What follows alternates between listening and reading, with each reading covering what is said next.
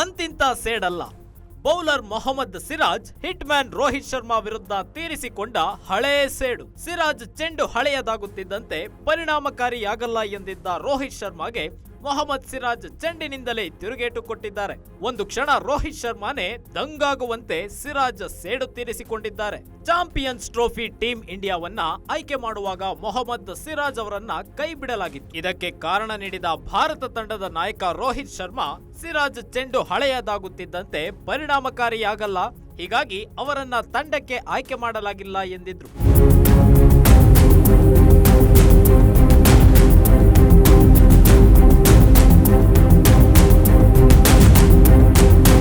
ಇದಕ್ಕೆ ಉತ್ತರಿಸಿದ ಮೊಹಮ್ಮದ್ ಸಿರಾಜ್ ಕಳೆದ ವರ್ಷ ಹಳೆಯ ಚೆಂಡಿನಲ್ಲಿ ವಿಶ್ವದ ಅತಿ ಹೆಚ್ಚು ವಿಕೆಟ್ ಪಡೆದ ವಿಶ್ವದ 10 ಬೌಲರ್ಗಳ ಲಿಸ್ಟ್ ನಲ್ಲಿ ತನ್ನ ಹೆಸರು ಕೂಡ ಇತ್ತು. ಎಕಾನಮಿ ರೇಟ್ ಕೂಡ ಕಡಿಮೆ ಇದೆ. ಎಲ್ಲದಕ್ಕೂ ಅಂಕಿ ಅಂಶಗಳಲ್ಲೇ ಉತ್ತರ ಕೊಡ್ತೀವಿ. ನಾನು ಹಳೆಯ ಹಾಗೂ ಹೊಸ ಚೆಂಡುಗಳಲ್ಲೂ ಉತ್ತಮ ಪ್ರದರ್ಶನ ನೀಡಿದ್ದೇನೆ ಎಂದಿದ್ರು. ರೋಹಿತ್ ಶರ್ಮಾ ಹಾಗೂ ಮೊಹಮ್ಮದ್ ಸಿರಾಜ್ ಹೇಳಿಕೆಗಳ ನಂತರ ಕೋಲ್ಡ್ ವಾರ್ ಸ್ಟಾರ್ಟ್ ಆಗಿತ್ತು.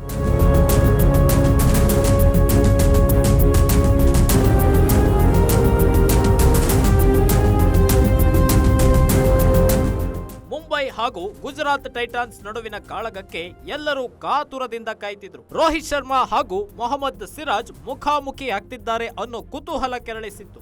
ಅದರಂತೆ ಮೊದಲು ಬ್ಯಾಟ್ ಮಾಡಿದ ಗುಜರಾತ್ ಟೈಟಾನ್ಸ್ ಮುಂಬೈ ಇಂಡಿಯನ್ಸ್ಗೆ 197 ರನ್ಗಳ ಟಾರ್ಗೆಟ್ ನೀಡಿತ್ತು. ಆರಂಭಿಕರಾಗಿ ಕಣಕ್ಕಿಳಿದ ರೋಹಿತ್ ಶರ್ಮಾಗೆ ಬೌಲಿಂಗ್ ಮಾಡಲು ಮೊಹಮ್ಮದ್ ಸಿರಾಜ್ ರೆಡಿಯಾದ್ರು.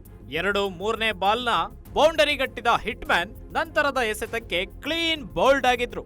ಮೊದಲ ಓವರ್ನಲ್ಲೇ ರೋಹಿತ್ ಶರ್ಮಾರ ವಿಕೆಟ್ ಪಡೆಯುವ ಮೂಲಕ ಸಿರಾಜ್ ಸೇಡು ತೀರಿಸಿಕೊಂಡಿದ್ದಾರೆ. ಮೊಹಮ್ಮದ್ ಸಿರಾಜ್ ಏಕದಿನ ಹಾಗೂ ಟೆಸ್ಟ್ ಕ್ರಿಕೆಟ್ನಲ್ಲಿ ಭಾರತದ ಪ್ರಮುಖ ಬೌಲರ್ ಆಗಿದ್ರು.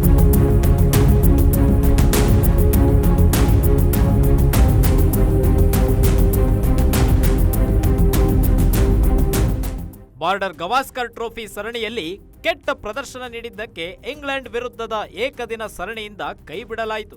ಇದಾದ ಬಳಿಕ ಚಾಂಪಿಯನ್ಸ್ ಟ್ರೋಫಿಯಿಂದಲೂ ಸಿರಾಜ್ನ ಹೊರಗಿಡಲಾಯಿತು. ಯಾರ್ಕರ್ ಕಿಂಗ್ ಜಸ್ಪ್ರೀತ್ ಬುಮ್ರಾ ಅಲಭ್ಯರಾಗಿದ್ರು ಸಿರಾಜ್ನ ಆಯ್ಕೆ ಮಾಡದ ಕಾರಣಕ್ಕೆ ಸಾಕಷ್ಟು ಚರ್ಚೆಗಳಾಗಿದ್ವು.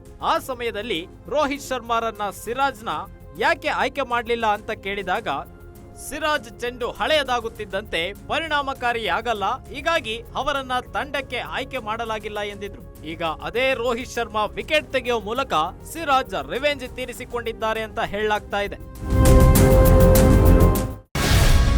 ಗ್ಯಾರಂಟಿ ನ್ಯೂಸ್, ಸುದ್ದಿ ಖಚಿತ, ನ್ಯಾಯ ನಿಶ್ಚಿತ.